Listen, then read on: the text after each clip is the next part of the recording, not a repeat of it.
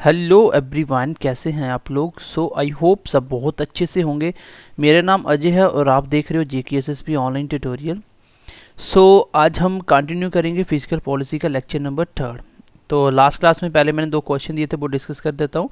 Then आज की class में भी हम कॉन्सेप्ट के ऊपर ही बात करेंगे। पहले हमने सारे इसके फैक्ट पढ़ लिए, अब हम कॉन्सेप्ट स्टार्ट किए थे। एंड देन लास्ट क्लास में हम लोग इसकी इंपॉर्टेंट टर्म्स पढ़ेंगे। ठीक है, फिर हम इसके MCQs देखेंगे।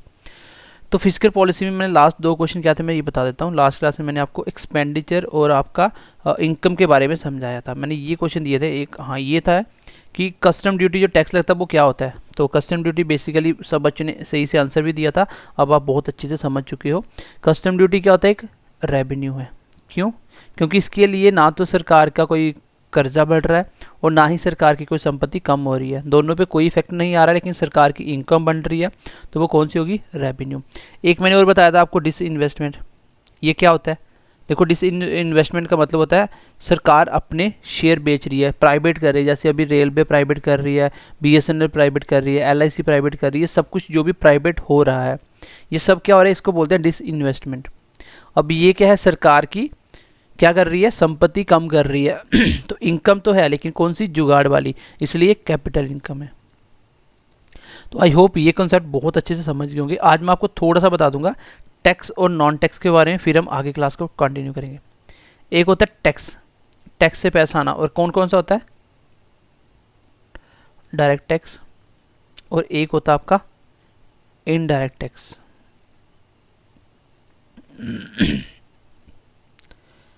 तो मैं आपको बता देता हूँ डायरेक्ट कौन सा होता है और इनडायरेक्ट कौन सा होता है, कैसे पता चलता है। चलो अब हम पढ़ लेते हैं टैक्स के बारे में। तो मैंने इसको एक बार पहले ही लिख दिया ताकि थोड़ा टाइम बच जाए हमारा। तो डायरेक्ट इनकम, इनडायरेक्ट इनकम। तो इनकम किस किस प्रकार की हो सकती है जो टैक्स से थ्रू आएगी? एक डायरेक्ट तरीके से, एक इनडायरेक्ट। अच्छा, डायरेक्ट टैक्स कौन कौन से होते हैं, दिमाग के अंदर बैठा लेना बात को। डायरेक्ट टैक्स वो सारे टैक्स जो हम किसी दूसरे के ऊपर ट्रांसफ़र नहीं कर सकते। मतलब अगर आपको टैक्स देना तो वो आपको ही पे करना पड़ेगा, आप दूसरे के ऊपर ट्रांसफ़र नहीं कर सकते। कैसे? जैसे फॉर एग्जांपल मैं बोलता हूँ इनकम टैक्स होता है। आपकी अगर गवर्नमेंट जॉब है, तो इनकम टैक्स आपको देना पड़ता है। तो जो आपकी सैलरी है उसमें से डायरेक्ट आपकी सैलरी अकाउंट से कटता है। आप ऐसा नहीं बोल सकते कि मेरी सैलरी का टैक्स दूसरी बंदे की सैलरी से लगा लो, तो ऐसा नहीं चलेगा। तो वो डायरेक्ट आपसे देना, आपको पे करना पड़ा। ऐसे समझ लो जो आपको सिर्फ आपको ही पे करना, उसमें आप अपना बर्डन किसी के ऊपर फॉरवर्ड नहीं कर सकते। इस तरह का टैक्स क्या होता है? डायरेक्ट होता है। जैसे आप बोल दो एक्साइज ड्यूटी टैक्स देते हो, जैसे एक्साइज ड्यूटी देते हो आप, तो एक्साइज टैक्स आप डायरेक्ट देते हो, इसमें भी आप किसी को पुट फॉरवर्ड नहीं कर सकते। ऐसा कोई भी टैक्स जो मैं किसी को ट्रांसफ़र नहीं कर सकूँ वो सारे क्या होते हैं? Direct tax. और इनडायरेक्ट टैक्स वो टैक्स होते हैं जो मैं किसी के ऊपर फॉरवर्ड कर सकूँ। It may be put forward to other. For example के लिए मैं बोल देता हूँ, जैसे GST इसका बहुत अच्छा एग्जाम्पल है। देखो, फिजिकल पॉलिसी, इसमें सिर्फ हम पॉलिसी ही पढ़ेंगे फिजिकल। आज मैं इसको टाइप पढ़ाने वाला हूँ। इसमें आता है टैक्स सिस्टम। अब बंदे क्या कर रहे हैं, आपका जो टैक्सेशन सिस्टम है वो सारा ये भी बीच में पढ़ाना स्टार्ट कर दिया। तो इससे क्या होना है, मैं आपको हमेशा बोलता हूँ कि डेप्थ का मतलब ये नहीं कि आप आउट ऑफ द सिलेबस चले जाओ। टैक्स सिस्टम अलग चीज़ है। अगर टैक्स सिस्टम आएगा उसमें आपको हर एक टाइप के टैक्स को डिटेल में पढ़ना पड़ेगा, किस तरह के टैक्स होते हैं। तो ये आपकी बेवकूफ़ी है अगर आप आउट ऑफ द सिलेबस पढ़ने की कोशिश करते हो। जब आपका एक बार सिलेबस पूरा कंप्लीट हो जाता है और जो सिलेबस में उसको बहुत अच्छे से डेप्थ में पढ़ लेते हो, देन आपको फिर आगे टाइम मिलता है तो आगे पीछे की चीज़ें पढ़नी है अपनी नॉलेज के लिए, और कोई एक्स्ट्रा क्वेश्चन बनने तो आप उसको कर पाओ। अदरवाइज पहले सिलेबस के अकॉर्डिंग चलना है हमेशा। सिलेबस को 2-3 घंटे लगा के अच्छे से पढ़ो पहले सिलेबस को, और सिलेबस पढ़ने के बाद फिर स्टार्ट करो टॉपिक। क्योंकि बहुत सारे लोगों को सिलेबस की समझ ही नहीं होती है, जिसकी वजह से बाद में प्रॉब्लम आती है, एग्जाम में क्वेश्चन नहीं बनता है। क्योंकि क्वेश्चन तो सिलेबस से आएगा और उस सिलेबस के अकॉर्डिंग ही क्वेश्चन बनेगा। तो टैक्सेशन सिस्टम अलग से होता है, इसमें हम टैक्स जब पढ़ेंगे उसमें मैं पढ़ा दूंगा आपको टैक्स कैसे। अभी मैंने आपको फिलहाल बता दिया डायरेक्ट और इनडायरेक्ट टैक्स क्या होते हैं। ठीक है, तो GST, जैसे GST क्या होता है, आप कोई भी चीज़ जैसे दुकान से कोई चीज़ लेके आते हो तो उस पर भी GST देना पड़ता है। अगर मान लो 10 रुपये प्राइस है, उस पर GST लग के हो सकता है वो 12 रुपये बन जाए। तो वो दुकानदार को GST देना पड़ना था, लेकिन उसने क्या कर दिया, वो आपके ऊपर शिफ्ट कर दिया। तो GST टैक्स इनडायरेक्टली आप दे रहे हो, लेकिन वो दुकानदार को लेके आया, उस पर GST लगना चाहिए था। इस तरीके से एक टैक्स दूसरे के ऊपर ट्रांसफर हो रहा है, और अगर ऐसा हो तो उसको बोलते हैं इनडायरेक्ट टैक्स। और जीएसटी कैसा टैक्स है? इनडायरेक्ट। ये याद कर लेना कि जीएसटी इनडायरेक्ट है और डायरेक्ट कौन सा है? इनकम टैक्स हो गया, एक्साइज ड्यूटी हो गया, एक्सेट्रा। ठीक है। जैसे प्रॉपर्टी टैक्स कौन सा है? अब आपकी प्रॉपर्टी पे टैक्स लग रहा है तो प्रॉपर्टी पे आपको डायरेक्ट टैक्स देना है, आप किसी के ऊपर ट्रांसफर थोड़ी कर सकते हो, तो वो भी इसके अंदर, इसी के अंदर आ जाएगा। ठीक है। तो ये है आपके डायरेक्ट और इनडायरेक्ट टैक्सेस। एक मैंने बताया था नॉन टैक्स इनकम। ये कैसी इनकम है? फॉर एग्जाम्पल बताता हूँ। मान लो आपकी घर की प्रॉपर्टी है, लेट अस सपोज कि आपके घर की प्रॉपर्टी है, ठीक है, और जैसे किसी की बोल देते हैं, किसी की प्रॉपर्टी है, उसमें से क्या होता है, जो इसका ओनर था उसकी डेथ हो जाती है, और इसका लीगल कोई भी बच्चा नहीं है, लीगल इसका कोई भी चाइल्ड नहीं है, मतलब इसका अपना कोई भी नहीं है, ना ही इसने कोई अडॉप्ट किया, तो लीगल इसकी प्रॉपर्टी का हकदार कोई भी नहीं बचा। तो इसकी प्रॉपर्टी का अगर हकदार कोई भी नहीं है तो ये प्रॉपर्टी ऑटोमेटिकली गवर्नमेंट के अंदर चली जाएगी, ये गवर्नमेंट की प्रॉपर्टी हो जाएगी, तो वो भी गवर्नमेंट की एक तरह की इनकम बनी, जिसको आप रेवेन्यू इनकम बोलते हो। लेकिन किस तरीके से आई? वो नॉन टैक्स तरीके से। ठीक है। तो ये है आपके टैक्स किस प्रकार कलेक्ट करती है गवर्नमेंट। कैपिटल क्या होता है, रेवेन्यू क्या होता है, और कैपिटल एक्सपेंडिचर क्या होता है, रेवेन्यू एक्सपेंडिचर क्या होता है। तो मैंने बोला था एक ऐसा जो पैसा गया तो गया, वो वापस नहीं आएगा, जैसे सब्सिडी हो गया, ये कैसा एक्सपेंडिचर है सरकार का। आर्मी वगैरह की किसी भी फोर्सेस की पेंशन वगैरह होगी, ये कैसा टैक्सेस है, ये सारा की सारा कैसा टैक्सेस है, ये सारा आपका, ये सारा की सारा क्या वापस नहीं आएगा, ये रेवेन्यू है, ये रेवेन्यू एक्सपेंडिचर है, ये रेवेन्यू एक्सपेंडिचर है। तो ये मैंने कल की क्लास में बहुत अच्छे से आपको बता दिया था और इसके ट्रिक भी बता दिए थे। तो ये हो गया आपके टैक्स कैसे कैसे गवर्नमेंट इसको करती है। लेकिन एक होता है कि गवर्नमेंट खर्चा कहाँ से करती है, ये इसका जो पैसा होता है वो कहाँ से निकालती है, वो मैं आपको बताता हूँ आर्टिकल के अकॉर्डिंग, और इसके बाद हम टाइप्स ऑफ फिस्कल पॉलिसी पढ़ते हैं। ठीक है। आई होप यहाँ तक आप समझ पाए होंगे। चलो लिख लो, एक बार मैं लिख देता हूँ इसको, तो आपको ये थोड़ा सा आइडिया होना चाहिए कि गवर्नमेंट आपका एक्सपेंडिचर कहाँ से करती है, फ्रॉम वेयर, तो कहाँ से करती है, ये थोड़ा सा आइडिया होना चाहिए, जैसे आपके लिए इंपॉर्टेंट है। एक होता है कंसोलिडेटेड कंसोलिडेटेड फंड, एक होता है पब्लिक अकाउंट फंड, और एक होता है आपका कॉन्टीजेंसी फंड। ये अलग अलग अकाउंट होते हैं जिसमें आपका पैसा रखा जाता है, आरबीआई के पास आपका पैसा रखा जाता है, अलग अलग अकाउंट्स होते हैं। लेकिन इन सब में कौन कौन सा पैसा रखा जाएगा, कौन सी ज़रूरत पे कौन सा अकाउंट यूज़ किया जाएगा, ये बताया जाता है। जैसे गवर्नमेंट का जितना भी पैसा होता है ये ऐसे मतलब अकाउंट्स बना के उसमें रखा जाता है। कंसोलिडेटेड फंड एक ऐसा अकाउंट है जिसमें आपके रेगुलर जितने भी एक्सपेंसेस होते हैं, रेगुलर एक्सपेंसेस जो आपके होने ही होने हैं। फॉर एग्जांपल जैसे अभी बजट आया तो एग्रीकल्चर हर साल खर्चा होता है, नॉर्मल जो भी आप गवर्नमेंट एम्प्लॉय को सैलरी देते हो सेंटर से, जो होने ही होने हैं वो हर साल होते हैं, वो होते रहेंगे। ऐसे जितने भी नॉर्मल खर्चे हैं वो सारे के सारे किस में रखे जाते हैं, कंसोलिडेटेड फंड ऑफ इंडिया। तो गवर्नमेंट का जो मोस्ट ऑफ द एक्सपेंडिचर जो खर्चा करती है, जितना भी बजट या फिजिकल पॉलिसी के लिए, वो सारा कंसोलिडेटेड फंड ऑफ इंडिया से निकाला जाता है। तो अभी एक ये होता है कौन सा, पब्लिक अकाउंट फंड। इसमें क्या होता है गाइस, ये इसका आर्टिकल लिख लो एक बार, ये इंपॉर्टेंट है, 266 आर्टिकल 1 266(1) और ये है 266 सेकेंड। तो इसमें क्या होता है, इसमें आपका पब्लिक का पैसा है वो इमरजेंसी पर्पज़ के लिए यूज़ किया जाता है। मान लो कहीं भी आपको इमरजेंसी पड़ जाती है, गवर्नमेंट को लगता है कि इतना पैसा हम जनरेट नहीं कर पाएंगे, वो क्या कहता है, पब्लिक से उधार मांगता है। अच्छा, पब्लिक से उधार मांगता है, वो अनाउंसमेंट करता है कि हमें इतना इतना पैसा चाहिए, उधार दे दो, हम इतना इंटरेस्ट पे आपको वापस करेंगे। तो जो भी बड़े बड़े लोग जो कर सकते हैं, जितना भी अपना कॉन्ट्रीब्यूट वो करते हैं उधार। अब ये क्या करते हैं, उन्हीं का पैसा लेके इन्वेस्टमेंट करते हैं।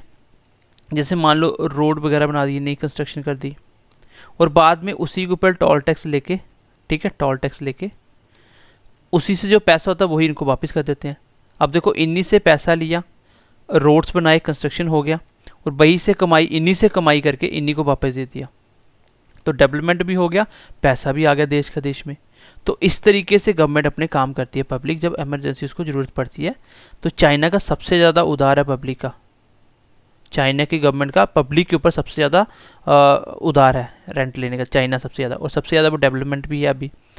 तो कॉन्टीजेंसी फंड कौन सा फंड होता है? कॉन्टीजेंसी फंड वो फंड होता है जैसे आपका कोई मान लो डिजास्टर हो जाता है, कोई कोई एकदम से कोई अर्थक्वेक आ गया कहीं भी, अगर वार का सिचुएशन आ जाता है कहीं, तो ऐसा कोई भी डिजास्टर हो जाता है, तो इस केस में क्या होगा, इस केस में आपका कॉन्टीजेंसी फंड रखा जाता है, वो वहाँ से पैसा निकालेगा। और इसके निकालने के भी तरीके होते हैं, वोटिंग होती है, कितना कितना डिपार्टमेंट में पैसा जाएगा, वो वोटिंग होती है पूरी, अपोजिशन कैसे कैसे क्वेश्चन बना सकता है, क्या होगा, ये सारा सिस्टम होता है। ये आपका बजट में होता है। जब आप होता क्या बेसिकली, जब बजट आता है तो सबसे पहले लोकसभा में रखा जाता है, फिर उसके बाद राज्यसभा में, और फिर प्रेसिडेंट उसको साइन करता है। जैसे प्रेसिडेंट साइन करता है तो ये बजट पास हो जाता है। तो लोकसभा में स्टार्ट होता है, ठीक है, और फिर राज्यसभा के पास, फिर प्रेसिडेंट के पास। तो करने के तरीके क्या क्या होते हैं, तो ये आपको पॉलिटी में भी अच्छे से पढ़ने को मिलेगा कि किस तरीके से बजट पेश किया जाता है, कैसे कैसे आर्टिकल होते हैं, किस तरीके से कितनी वोटिंग चाहिए होती है, ये सारा कुछ आप पॉलिटी में पढ़ते हो। फिलहाल के लिए आपको ये याद रखना है कि गवर्नमेंट के खर्चे कहाँ कहाँ से होते हैं, ये अकाउंट्स होते हैं। आपको बोला जाएगा कि आपका जो बजट है, जितना भी आप फिजिकल पॉलिसी में, ठीक है, जो आपका बजट है, ये खर्चे कहाँ से करती है गवर्नमेंट, ये करती है कंसोलिडेटेड फंड ऑफ इंडिया से, कंसोलिडेटेड फंड से। और पूछेगा इसका आर्टिकल कौन सा है, 266 भी लिख सकता है, 2661 भी लिख सकता है, ठीक है। तो ये है आपके कंसोलिडेटेड फंड ऑफ इंडिया के खर्चे, जहाँ से गवर्नमेंट अपना नॉर्मल खर्चा करती है बजट का सारा की सारा, ठीक है। चलो आगे मैं थोड़ा सा बढ़ता हूँ, इंपॉर्टेंट चीज़ें ले रहा हूँ अभी। तो आई होप यहाँ तक तो बहुत अच्छे से समझ गए होंगे अभी आप।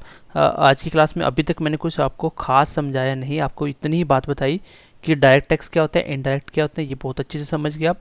गवर्नमेंट खर्चे कहाँ कहाँ से करती है मैं आपके नॉलेज के लिए बता दिया। यहाँ से ये पूछा जाता है कि गवर्नमेंट अपने बजट का जो खर्चा होता है वो कहाँ से करती है, नॉर्मली कंसोलिडेटेड फंड से, ठीक है। और ये कौन से आर्टिकल में, 266(1), और ये कौन से में, 266(2).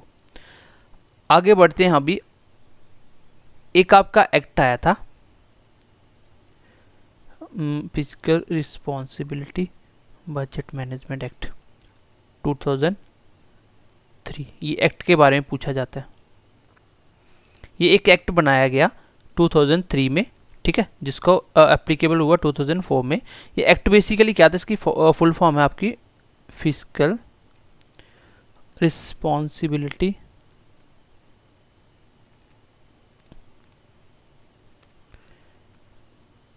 And budget management.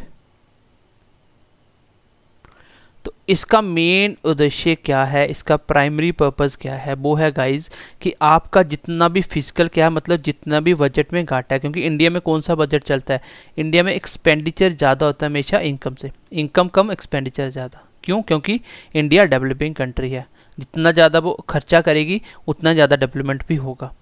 तो इस जो घाटे को पूरा करने के लिए फिजिकल पॉलिसी को किस प्रकार एक मतलब एक्ट बनाया गया, इस एक्ट के अकॉर्डिंग कुछ इसने रूल्स एंड रेगुलेशन बनाए, ये कैसे कंट्रोल करेगा। सबसे पहले तो ये क्या करता है, आपका फिजिकल और मॉनेटरी पॉलिसी दोनों को कोऑर्डिनेट करवाता है दोनों के बीच में, ठीक है। दूसरी इसका जो सबसे इंपॉर्टेंट काम है वो किसके लिए बनाया गया कि ये इसने ना कुछ टारगेट सेट करे कि हर साल गवर्नमेंट को बजट के अकॉर्डिंग क्या क्या करना है, हर साल कितना फिजिकल मतलब जो घाटा हो रहा है वो कितना कैसे कम करना है, कितने % पे लेके आना है, जो भी उधार लिया हुआ है जितना भी आपका घाटे में चल रहा है वो सारा किस प्रकार पूरा करना है, ठीक है। और बजट मैनेजमेंट के लिए कुछ एक्ट के अकॉर्डिंग कुछ बातें बताएगी। इसमें सबसे पहले क्वेश्चन पूछा जाता है कि इस एक्ट के अकॉर्डिंग जो आपका फिजिकल है वो कितना होना चाहिए, हर साल कितना % कम होना चाहिए। तो सबसे पहले एक तो इसने बताया कि आपका जो रेवेन्यू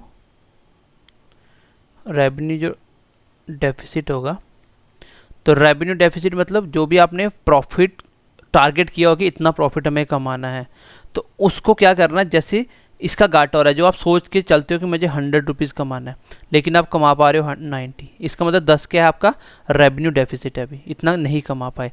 और इसने क्या किया, टारगेट 2003 में आया और 2004 में ये इम्प्लीमेंट हो गया, एप्लीकेबल हो गया, एनफोर्समेंट हो गया 2004 में। अब 2004 के बाद इसमें कुछ टारगेट क्या क्या थे कि आपका जो रेवेन्यू डेफिसिट है उसको हर साल 0.5% से क्या करना है, कम करना है। क्या करना है, कम करना है, मतलब जो घाटा ज़्यादा है उसको कम करते जाना है, धीरे धीरे अपना जो टारगेट है उसको पूरा करना है। तो इसका टारगेट था कि 2008 या 2009 तक आते आते हम क्या करेंगे, यहाँ तक आते आते हम अपना जो रेवेन्यू डेफिसिट है इसको 0% कर देंगे। इसको क्या करना है, 0 पे लेके आना है। तो 0 पे लेके आना है, हर साल कितना कम है, 0.5%। क्वेश्चन एग्जाम में पूछा जाएगा कि आपका जो FRBM जो एक्ट है 2003 में, उसमें रेवेन्यू डेफिसिट को कितना हर साल कम करने की टारगेट सेट किया गया था, मतलब क्या था उसका टारगेट। तो वो था सर 0.5% आपको हर साल कम करना है। और कब तक करना था ये, 2009 और 2008 और 9 के बीच बीच में इसको ख़त्म करना था। इसके बाद इसने दूसरा जो टारगेट था वो क्या था आपका, वो था आपका फिजिकल डेफिसिट।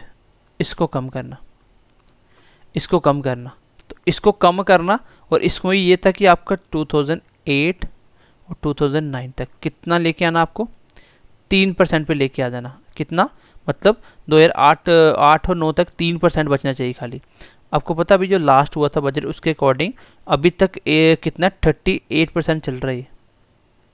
कहाँ 2008 और 9 में इसको 3% पे लेके आना था, लेकिन अभी 2020 भी चला गया। 2020 के बाद भी ये कितना था, 38% घाटे में चल रही है। ये कौन सा होता है, फिजिकल ये होता है जो आपने किसी कंट्री से उधार लिया है, जिसको आप डेट बोलते हो।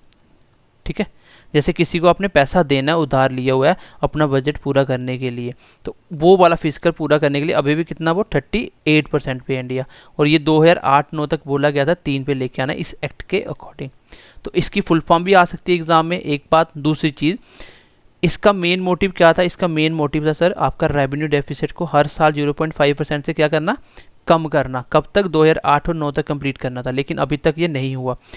अब फिजिकल डेफिसिट है, जो भी आगे पीछे से उधार ले रखा है अपना बजट पूरा करने के लिए, हर साल जो बाहर से उधार लिया जाता है उसको 3% पे लेके आना। कब, टिल 2008 और 2009 तक इसका टारगेट था, बट स्टिल 2020 के बाद भी अभी कितना है, 38% है। तो ये छोटा सा एक्ट आप याद रखना। अभी हम पढ़ते हैं कि टाइप ऑफ फिजिकल पॉलिसी कितनी होती है। फिजिकल पॉलिसी जो होती है वो किस तरीके से, फिजिकल पॉलिसी आप टाइप लिख लो, फिजिकल पॉलिसी टाइप क्या होंगे। ठीक है, फिजिकल पॉलिसी टाइप, तो ये कितने टाइप की होंगी, मतलब किस किस प्रकार के ये आप फिजिकल पॉलिसी बनाते हो जो अपना बजट मैनेजमेंट करते हो, कैसे कैसे खर्चे कैसे करने हैं, कैसे आपको इनकम जनरेट करनी है, वो सारी पॉलिसी कितने कितने प्रकार से गवर्नमेंट ये करती है, कैसे अपना एक्सपेंडिचर बनाती है और कैसे अपना इनकम जनरेट करती है, ये दोनों को किस प्रकार करती है, ये इंपॉर्टेंट है। यहाँ से भी क्वेश्चन आता है टाइप ऑफ फिजिकल पॉलिसी से। तो इसके मैं तीनों टाइप लिखवा देता हूँ, आपको ध्यान से समझने की कोशिश करना उसको भी। आपका एक्सपेंडिचर ज़्यादा होता है और इनकम कम होती है, एक्सपेंडिचर ज़्यादा होता है और इनकम कम होती है। हम बात करेंगे इनकम और एक्सपेंडिचर की, इन दोनों की ही। ठीक है, क्योंकि दो ही मेन टूल्स होते हैं आपके कि गवर्नमेंट खर्चे कहाँ से करती है और इनकम कैसे बनाती है। ये मैंने आपको बहुत अच्छे से समझा भी दिया। तो इंडिया में कौन सा बजट चलता है, आप बोलोगे इंडिया में डेफिसिट बजट चलता है। क्यों, क्योंकि इंडिया में जो भी बजट होता है उसमें खर्चे ज़्यादा होते हैं, इनकम कम होती है। अगर गवर्नमेंट के खर्चे 120 हैं तो हो सकता है वो 100 रुपीज़ कमाती हो, लेकिन 20 रुपये एक्स्ट्रा क्यों, क्योंकि अगर एक्स्ट्रा खर्चा किया होगा तो उसको पूरा करने के लिए एक्स्ट्रा काम भी करोगे, और एक्स्ट्रा काम होगा तो आपके देश में डेवलपमेंट भी होगी। तो इंडिया डेवलपिंग कंट्री है, इसलिए ऐसा काम करती है। इस बजट को क्या बोला जाता है, डेफिसिट बजट बोला जाता है। और एक्सपेंशनरी का मतलब ही यही होता है कि गवर्नमेंट ज़्यादा खर्चे करती है। फिर मैं आपको बताता हूँ इसका इम्पैक्ट क्या क्या पड़ता है। कॉन्ट्रैक्शनरी क्या होता है, कॉन्ट्रैक्ट करना मतलब सिकुड़ जाना। तो इसका मतलब क्या होता है, इसका मतलब होता है आपका सरप्लस बजट, इसको बोला जाता है सरप्लस बजट। इसका मतलब क्या होता है, तो इसका मतलब साफ साफ है गाइज कि इसमें आपकी इनकम ज़्यादा होती है एज कम्पेयर टू एक्सपेंडिचर। इसमें इनकम ज़्यादा होती है एज कम्पेयर टू एक्सपेंडिचर। मतलब ये होती है आपकी डेवलप कंट्री, जो भी डेवलप हो चुकी कंट्री है उसमें इनकम हमेशा ज़्यादा होती है, खर्चे कम होते हैं, क्योंकि कुछ करने वाला बचा ही नहीं होता, सब कुछ डेवलपमेंट उनके पास। तीसरा होता है न्यूट्रल, जिसको मैं बोलता हूँ बैलेंस, जिसको मैं बोलता हूँ बैलेंस बजट।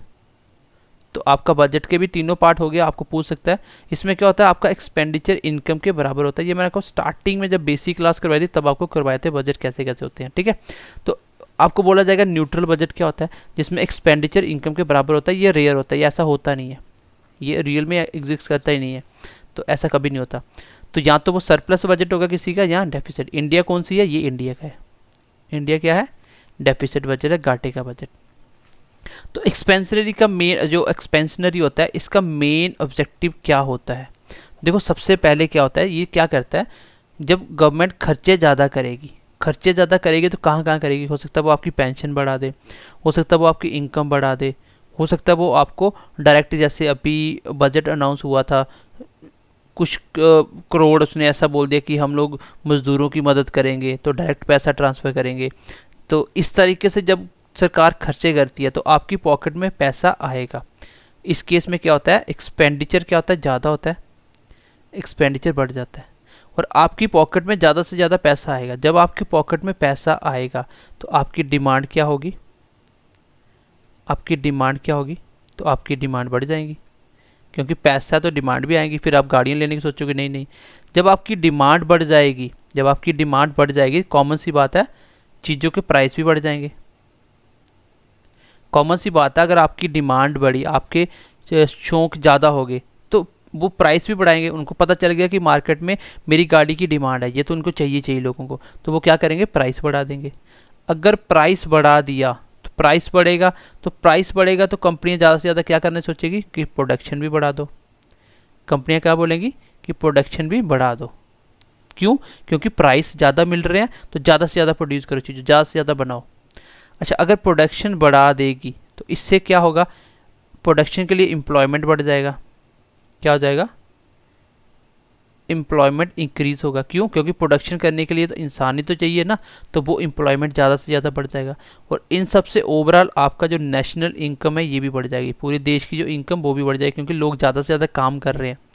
तो ये इसमें सब कुछ बढ़ेगा ही बढ़ेगा, सब कुछ इंक्रीज होगा। ट्रिक यही है कि इसमें हर एक चीज़ इंक्रीज होने वाली है।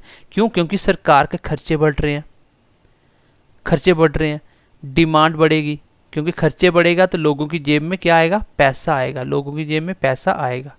जब लोगों की पॉकेट में पैसा आ गया तो गाइस पैसा आने के बाद लोगों की डिमांड बढ़ जाएगी। ऐसे याद रखो सनेटी भाई, डिमांड के बाद चीज़ों का प्राइस अपने आप बढ़ेगा। क्यों? क्योंकि अगर ज़्यादा डिमांड करोगे तो कंपनी वाले प्राइस भी बढ़ाएंगे, प्राइस बढ़ेगा तो चीज़ें महंगी बिक रही हैं तो प्रोडक्शन ज़्यादा से ज़्यादा लोग करेंगे। तो ऐसे है कि इसमें सब कुछ इंक्रीज़ होगा। प्रोडक्शन ज़्यादा होगा तो एम्प्लॉयमेंट बढ़ेगा, एम्प्लॉयमेंट ज़्यादा तो नेशनल इनकम भी बढ़ेगी। इसका मेन जो ऑब्जेक्टिव होता है वो होता है गाइज, मेन ऑब्जेक्टिव होता है जब यहाँ पे आपका डिफ्लेक्शन आ गया होता है। इन्फ्लेक्शन का उल्टा होता है डिफ्लेक्शन। जब महंगाई दर इतना सस्ता हो जाता है कि चीज़ों का प्राइस ही नहीं रहता, तो जब प्राइस ही नहीं होगा तो इसमें आपका क्या होता है, प्रोडक्शन वगैरह सब कुछ कम हो गया होता है। इसको पूरा करने के लिए बोलते हैं क्या करो, प्रोडक्शन इंक्रीज़ करो। क्या करो, प्रोडक्शन इंक्रीज़। क्यों? क्योंकि प्रोडक्शन होगा ज़्यादा से ज़्यादा तो लोगों के पास ऑप्शन बढ़ेंगे, लोग खरीदेंगे, धीरे धीरे काम करेंगे, एम्प्लॉयमेंट बढ़ेगा। तो ये डिफ्लेक्शन की जब कंडीशन आ जाती है तो उस कंडीशन को सुधारने के लिए ये वाली पॉलिसी ज़्यादा इम्पॉर्टेंट होती है, ज़्यादा इफेक्ट करती है इन चीज़ों के ऊपर। तो अभी आपने क्या पढ़ा मेरे साथ, आपने पढ़ा कि एक्सपेंशनरी बजट कौन, sorry expansionary prime physical policy कौन कौन सी होती हैं, लिख लेना, एक्सपेंशनरी फिजिकल पॉलिसी, और कॉन्ट्रैक्शनरी फिजिकल पॉलिसी और न्यूट्रल फिजिकल पॉलिसी। ठीक है, और इसी को बोला जाता है बैलेंस बजट, इसको बोला जाता है सरप्लस, इसको बोला जाता है डेफिसिट। डेफिसिट बजट क्या होता है, जब आपकी इनकम कम होती है एक्सपेंडिचर से। डेफिसिट बजट क्या होता है, जब आपकी इनकम कम होती है एक्सपेंडिचर से, खर्चे ज़्यादा होते हैं। तो इंडिया में यही चलता है बेसिकली। इस केस में क्या होता है, गवर्नमेंट ज़्यादा से ज़्यादा खर्चे करेगी तो सब कुछ इंक्रीज़ होगा। इसका मेन ऑब्जेक्टिव एग्जाम में कभी कभी पूछा जाता है कि आपका जो ये है आपका एक्सपेंशनरी जो फिजिकल पॉलिसी है, इसका मेन उद्देश्य क्या होता है, मेन ऑब्जेक्टिव क्या होता है, ये होता है डिफ्लेशन को कम करना, डिफ्लेशन को कम करना। डिफ्लेशन मतलब हर एक चीज़ सस्ती हो गई है, लोगों की इनकम नहीं है, लोगों की जेब में पैसा ही नहीं है, तो इसको इंक्रीज़ करना, क्योंकि मेन तो पैसे की गेम है। जब पैसा आएगा सब कुछ अपने आप बढ़ना स्टार्ट हो जाएगा। आगे आता है आपका कौन सा, कॉन्ट्रैक्शनरी। कॉन्ट्रैक्शनरी फिजिकल पॉलिसी होती है जिसको मैं सरप्लस बजट भी बोलता हूँ। ये कौन सा बजट होता है, जब आपका इनकम बढ़ जाता है एक्सपेंडिचर से, खर्चे कम इनकम ज़्यादा, खर्चे कम इनकम ज़्यादा। इस केस में आपको बोला जाएगा, इस केस में जो आपका रिसीट होगा वो क्या होगा, वो आपका ज़्यादा होगा। क्यों? क्योंकि आपके पास इनकम, रिसीट क्या होता है, गवर्नमेंट की इनकम, तो इनकम बढ़ जाएगी। क्यों? क्योंकि इनकम इसमें ज़्यादा ही है। जब इनकम ज़्यादा होगी, अगर इनकम ज़्यादा होगी तो फिर क्या क्या इफेक्ट आएंगे, ये देखो एक बार दिमाग लगा के। तो कॉमन सी बात है, जब इनकम बढ़ जाएगी तो आपके एक्सपेंडिचर क्या होंगे, कम हो जाएंगे, खर्चे कम हो जाएंगे। क्योंकि अगर इनकम बढ़ाओगे तो एक्सपेंडिचर कम करने पड़ेंगे। क्यों? क्योंकि इनकम बढ़ाने के लिए आपने क्या किया, ज़्यादा से ज़्यादा लोगों के ऊपर टैक्स लगाए। भाई ज़्यादा से ज़्यादा लोगों के ऊपर टैक्स लगाए, जब ज़्यादा से ज़्यादा टैक्स लगाए आप खर्चे कम कर रहे हो, खर्चे लोगों के ऊपर खर्चे कम कर रहे हो, लोगों को वेलफेयर कम दे रहे हो, तो उनके ऊपर उल्टा टैक्स ज़्यादा लगा रहे हो। तो क्या होगा, खर्चे गवर्नमेंट कम करेगी तो लोगों की जेब में मनी क्या होगा, लेस हो जाएगा। मनी क्या होगा, लेस हो जाएगा। जब लोगों के पास मनी क्यों नहीं जाएगा, क्योंकि सरकार अभी इनकम जनरेट करी है, जिसमें सरकार को इनकम ज़्यादा करनी है, एक्सपेंडिचर कम करना है। जब एक्सपेंडिचर ही नहीं होगा तो आपकी पॉकेट में पैसा कहाँ से आएगा, गवर्नमेंट की स्कीम्स नहीं होगी, गवर्नमेंट आपको नौकरी नहीं देगी, किसी भी तरीके से आपको पैसा नहीं दे रही, तो आपके पास पैसा कम हो जाएगा। क्योंकि इनकम सरकार बढ़ा रही है लेकिन आपके पास पैसा कम हो जाएगा। जब ऐसा होगा तो आपके पास मनी कम हो जाएगी। जब मनी कम होगी तो डिमांड ऑटोमेटिकली क्या हो जाएगी, कम होगी। जब पैसा ही नहीं तो डिमांड क्या करोगे, जब डिमांड ही नहीं होगी तो प्राइस भी कम करेंगे। लोग सोचेंगे चलो डिमांड नहीं है, इन चीज़ों को सस्ता करो तो ही तो लोग लेंगे। कोई चीज़ नहीं बिक रही, ख़राब होने से बेटर है सस्ता करके बेच दो। जब प्राइस कम है तो कंपनी वाले क्या करेंगे, प्रोडक्शन कम करना स्टार्ट कर देंगे, वो चीज़ें बनाना ही कम कर देंगे। जब चीज़ें कम बनेंगी तो क्या होगा, चीज़ें कम बनेंगी तो अनएम्प्लॉयमेंट आएगा। क्यों आएगा अनएम्प्लॉयमेंट, चीज़ों को लॉजिकली एक साथ पकड़ो। क्यों आएगा अनएम्प्लॉयमेंट, ऐसे बोल सकते हो कि एम्प्लॉयमेंट क्या होगा, उसमें बढ़ रहा था इसमें कम हो जाएगा। क्यों, ये इसलिए होगा क्योंकि जब प्रोडक्शन ही नहीं करनी, जब प्रोडक्शन करनी ही नहीं है तो मुझे लोगों की ज़रूरत क्या है, मैं क्यों किसी को नौकरी पे रखूँगा, तो मुझे अनएम्प्लॉयमेंट ज़्यादा होगा इसमें, मतलब जिसको बोल सकते हो एम्प्लॉयमेंट कम हो जाएगा। एम्प्लॉयमेंट कम होगा तो देश की इनकम भी कम होगी, नेशनल इनकम भी कम होगी। तो इस केस में आपने देखा सब कुछ क्या हो रहा है, डिक्रीज हो रहा है, एवरीथिंग क्या हो रहा है, decrease, everything will be decrease. क्यों, क्योंकि गवर्नमेंट ने खर्चे कम करे। तो इसका मेन जो ऑब्जेक्टिव होता है वो क्या होता है, जो इसका मेन काम होता है, ये क्यों लाई जाती है ऐसी पॉलिसी, ये ऐसी पॉलिसी तब लाई जाती है जब आपका इन्फ्लेशन बढ़ गया हो। इन्फ्लेशन, ठीक है, इन्फ्लेशन, जब महंगाई बढ़ गई हो उसको कंट्रोल करने के लिए, जब महंगाई बढ़ जाती है उसको कंट्रोल करने के लिए ये ऑब्जेक्टिव होता है इसका, इसके लिए ये आपकी पॉलिसी लाई जाती है। इसमें क्या होता है, टू कंट्रोल डिफ्लेक्शन। तो अगर महंगाई बढ़ गई तो इसको कंट्रोल करने के लिए आपका क्या किया जाएगा, ये वाली पॉलिसी लाई जाएगी। ठीक है, कौन सी, कॉन्ट्रैक्शनरी पॉलिसी, कॉन्ट्रैक्शनरी पॉलिसी। तो महंगाई को, ये पॉइंट याद रखना इंपॉर्टेंट है। ठीक है, इसको मैं मार्क कर देता हूँ, ये इंपॉर्टेंट पॉइंट है। मेन ऑब्जेक्टिव किसके लिए ये लाई जाती है, ये किसके लिए ज़्यादा इफेक्टिव होती है पॉलिसी, तो ये आपको पता होना चाहिए। और ये किसके लिए, डिफ्लेक्शन के लिए। अब अगर बात करें बैलेंस की तो इसमें कुछ है ही नहीं पढ़ने वाला। जब सब कुछ बैलेंस है तो बैलेंस में कुछ पढ़ने वाला ही नहीं है। ये तब लाई जाती है जब आपकी कोई भी प्रॉब्लम नहीं चल रही, ना तो कोई महंगाई चल रही, ना ही चीज़ें सस्ती चल रही, सब कुछ बैलेंस चल रहा है, और ऐसा होता नहीं है तो इसमें कुछ पढ़ने वाला भी नहीं है। इसी को बोला जाता है न्यूट्रल पॉलिसी। तो थोड़ा बहुत आइडिया तो मिल ही गया होगा अच्छे से, जब एक बार पढ़ोगे तो आपको अच्छे से याद भी हो जाएंगी चीज़ें। एक बार मैं दोबारा से इसको रिकैप कर देता हूँ, ठीक है, ध्यान से अब समझने की कोशिश करना।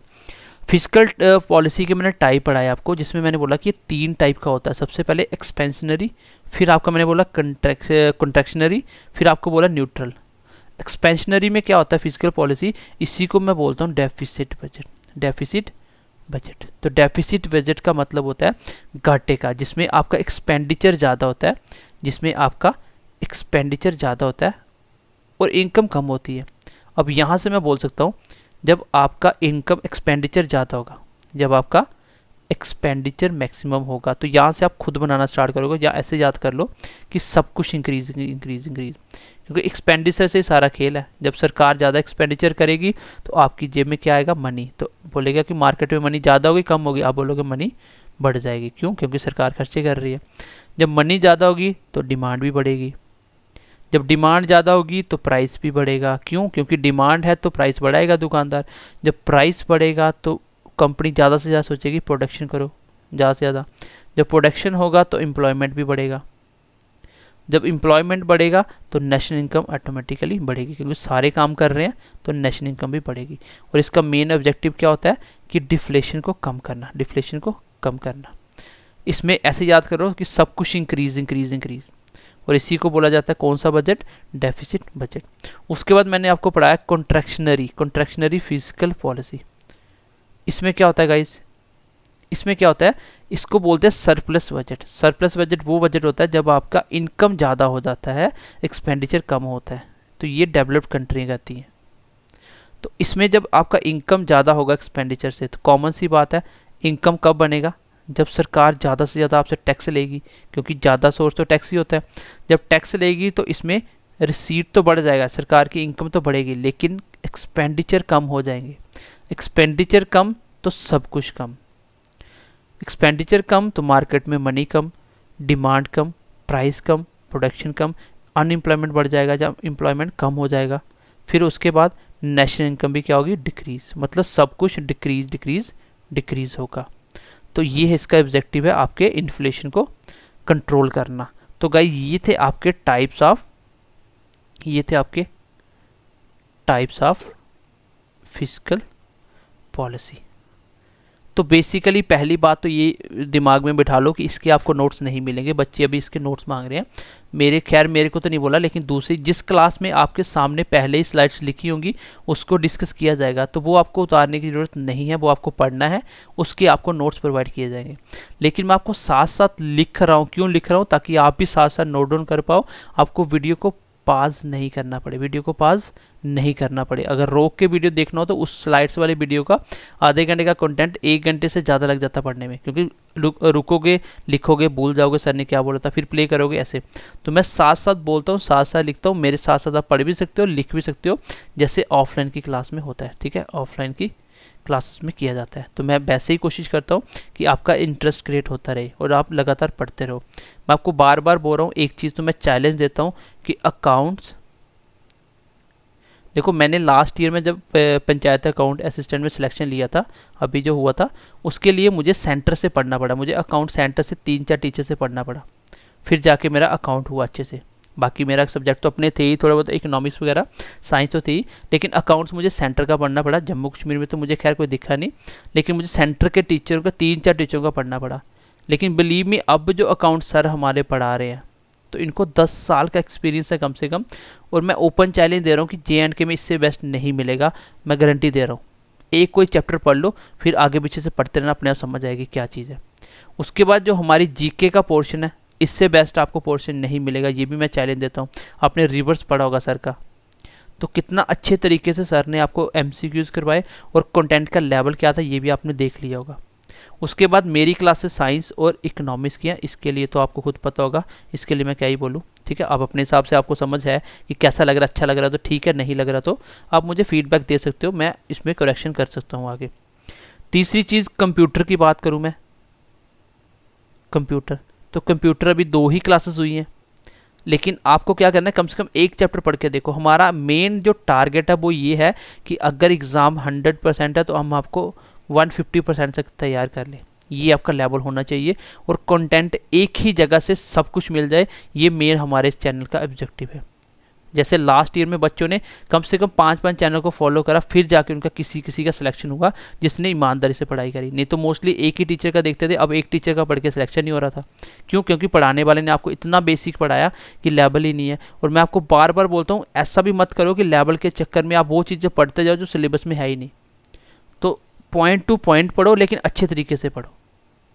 तो हम लोग पहले ही बोल रहे हैं कि हमारा जो कंटेंट है वो JNK में बेस्ट है। मैं इसके लिए मैं चैलेंज दे सकता हूँ कि हमारे चैनल से बेस्ट कंटेंट अभी आपको नहीं मिलेगा, और एक ही चैनल से, ओनली एक ही चैनल से आपकी पूरी तैयारी हो जाएगी। बस आप ईमानदारी से पढ़ते रहिए और अपना फीडबैक देते रहिए, अपने दोस्तों के साथ शेयर करिए, जो कमी पेशी है वो हम कोशिश करेंगे साथ साथ पूरी करने की। तो चलिए, ध्यान रखिए अपना, मिलते हैं अगली क्लास में। Bye bye, take care and God bless you.